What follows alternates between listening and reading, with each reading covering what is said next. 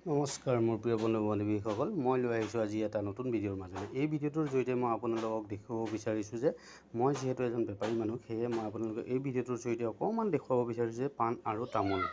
পাণ তামোলৰ বেপাৰ কৰি মানুহ বহুত উন্নতি হৈছে আৰু উন্নতি হৈও আছে আৰু আগেও উন্নতি হ'ব। সেয়েহে মই আপোনালোকক ক'ব বিচাৰিছোঁ যে কোনোবা যুৱ প্ৰজন্মই যদি কাৰোবাৰ দোকানে চোকানে কাম কৰি আছে, সেইবোৰ কাম কৰি লাভ নাই। কাৰণ কিয়, পইচা দিব টকা 200 টকা 300 এদিনৰ কাৰণে, সেইকেইটা পইচা আপোনালোকে ঘৰ নোজোৰে। সেয়েহে আপোনালোকে বেপাৰ বা ব্যৱসায় কৰিবলৈ শিকক।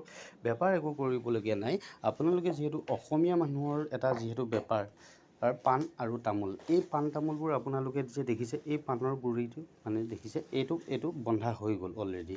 আৰু এই পাণখিনি আপোনালোকে ধুনীয়াকৈ পাৰি মেলি আনি ধুনীয়াকৈ কলপাতত মেৰিয়াই জুকিয়াই পেলাই আপোনালোকে লগত যদি 20 পোণ তামোল কিনি ল'ব পাৰে, ইয়াৰ লগত অলপমান চাধা অলপমান চূণ যদি কিনি আপোনালোকে সদায় ৰেগুলাৰ যদি বজাৰত দিব পাৰে, তেনেহ'লে আপোনালোকৰ ডেইলি ইনকাম মিনিমাম 1500 টকা আহিবই আৰু আপোনালোকে লাভৱান হ'ব পাৰিব। আপোনালোকে কোনো চাকৰি নোহোৱাকৈ, চাকৰি নকৰিলেও মানুহ ধুনীয়াকৈ এই বেপাৰ কৰি বা ব্যৱসায় কৰি আপোনালোকে নিশ্চয় লাভৱান হ'ব পাৰিব।